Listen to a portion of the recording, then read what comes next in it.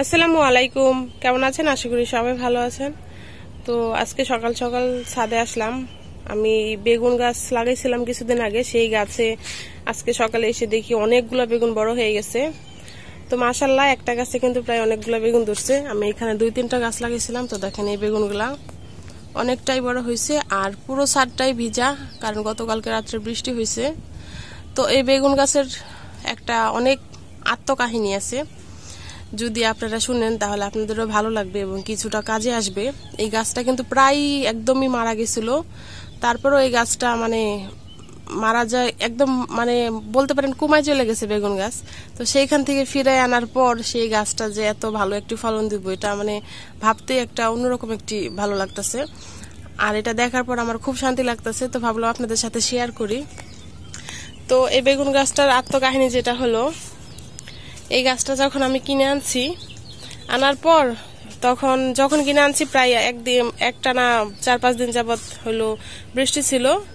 4-5 দিন না, 2-3 দিন বৃষ্টি ছিল, ভালোই বৃষ্টি ছিল। তো ভাবলাম যে যেহেতু এত বৃষ্টি হইতেছে, গাছটা রাইখে দেই।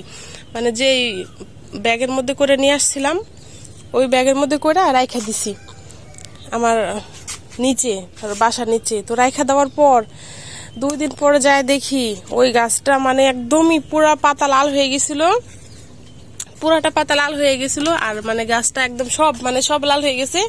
গাছটা একবারে মরে যাবে, মরে যাওয়ার পর যায়। পরে আমি তো অনেক চিন্তিত যে এত কষ্ট করে গাছ নিয়ে আসলাম, সেই গাছটা হলো মরে যাইতেছে। তারপরে যেটা করলাম, এই গাছটা আমি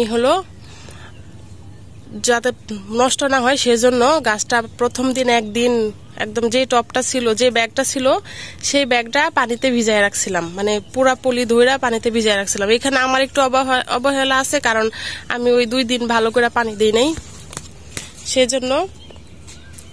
তো 2 দিন ভালো করে পানি দিই নাই। আমি ভাবছি হয়তো বা বৃষ্টি যেহেতু হইতেছে তাহলে আর পানি দিতে হবে কিসের জন্য। কিন্তু মেন কথা হলো, যেখানে বৃষ্টি হইতেছিল গাছটা তো সেইখানে রাখি নাই, রাখছি আমার বাসার বারান্দার নিচে। তো সেজন্য গাছটা পুরাটা পাতা লাল হয়ে গেছে আর একদমই নষ্ট হয়ে যাওয়ার পর্যায়ে গাছটা।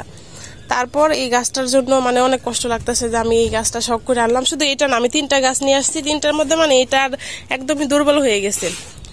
তারপর প্রথমে একদিন আমি পানিতে ভিজায় রাখছি, ভিজায় রাখার পর এই গাছটা প্রথমে একদিন ভিজায় রাখার পর দেখি যে না, এটা ঠিক হইতেছে না। তারপর এই গাছের যে পাতাগুলো নষ্ট হয়ে গেছে, আপনারা খেয়াল রাখবেন, যে পাতাগুলো নষ্ট হয়ে যায়, এই সবগুলো পাতা কি করছি আমি কেচি দিয়ে কাইটা ফেলছি। হাত দিয়ে ছিঁড়বেন না, হাত দিয়ে ছিঁড়লে কিন্তু গাছের শুকলা ছাল এগুলো উঠে যায়, এতে করে আরো বেশি নষ্ট হওয়ার সম্ভাবনা থাকে।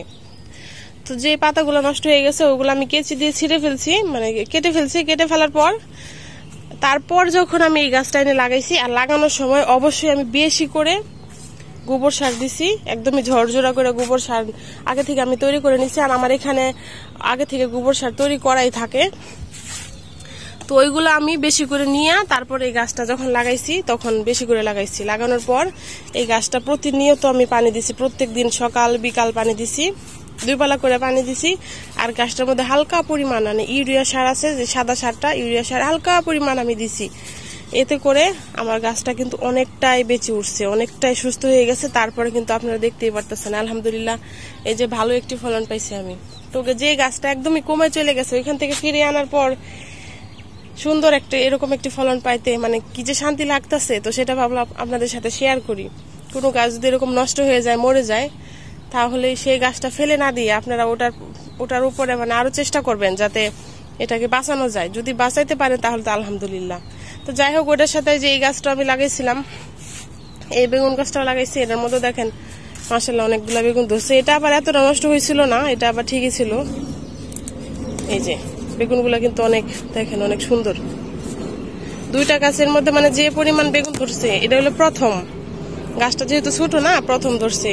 তো যেটুকু ধরছে, এই বেগুনগুলা দিয়ে কিন্তু একটা ফ্যামিলির খাবারের চাহিদা মিটে যাবে।